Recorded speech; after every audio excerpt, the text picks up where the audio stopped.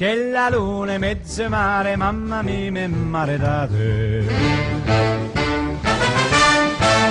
Poklic picopeka pri nas ne obstaja. Se pravi, ne na srednji gostinski šoli, ne na srednji jako-živilski šoli za peka, ki se učijo, se tega ne naučijo. Naučiš se v pizzeriji. Se pravi, prideš, želiš postati picopek, greš v pizzerijo in bi se rad naučil in se naučiš. In te oni naučijo. Testo je, vsaj tukaj pri nas, je popolnoma osnovno. Se pravi, moka, kvas, sol, olje in voda. Samo je potem tudi skrivnost v recepturju.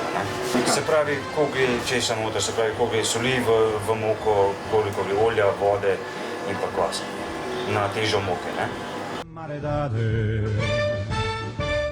Se pravi, testo v pizzeriji Sicilijani mišemo en dan prej.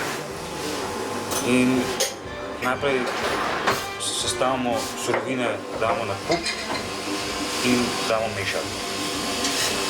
Mešamo približno od 10 do 15 minut. Ko se vse surovine zmešajo in ko testo rata, ga pustimo čakati cirka približno 10 minut, da testo počiva. Potem ga ponovno zamešamo, oziroma da se testo ven vzame, ga odnesemo na pult in potem začnemo, se pravi, hlebčke zvagamo, velike, male, in jih zaokrogljamo, zložimo na kašete, mi temu pravimo ali pladne, in potem jih pustimo še par minut, 10 do 15 minut pustimo, da spet se lepo testo leži, vzhaja in potem v hladilnik. Testo se vzame, se ga da na moko, ga razvaljamo oziroma raztegnemo enakomerno, da ni nekje debelejše, nekje tanjše, ker se lahko med peko tudi strga. In testo se raztegne, se namaže z pelati, to je osnovna surovina, ki gre na vsako pico, sir, potem pa po želji kakšna pica, se pravi šunka, gobice, mleto meso, paprika, koruza. Potem pa moraš imeti tudi občutek za lopar, da daš narejeno pico, se pravi surovo narejeno pico, da daš na lopar in jo tudi daš v peč. Potem pa med samo peko, ko se pica peče, se pravi, imamo veliki lopar, kjer se pica daje noter, in pa imamo mali lopar, kjer se pica obrača in jo damo tudi ven. Kurimo z bukovnimi drvmi. Zakaj? Zato, ker je za pice najbolj primerno.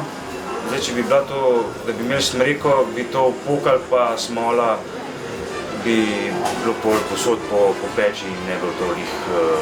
Tudi vonj in okus je drugačen od ostalih. Se pravi, prve peči so bile krušne, potem s časoma, z leti so dodajali tudi električne peči, dodali tudi na plin. Mi imamo cirka 20 let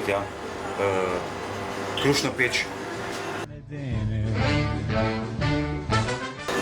Kaj je razlika med električno in pa krušno peč? Je razlika v tem, da električna nastavimo temperaturo, ki jo pač segreje. Tukaj moramo imeti pa občutek za temperaturo peči. Imajo vsi termometre, električne peči in plinske peči, ki so tam do 360 do 400 stopinj. Krušno peč lahko pa tudi z termometrom ali pa z občutkom na temperaturo, ki jo pač dobiš z leti s prakso. V pizzeriji se v glavnem odločamo po željah strank. Nekako vsi vemo, 100 ljudi, 100 okusov.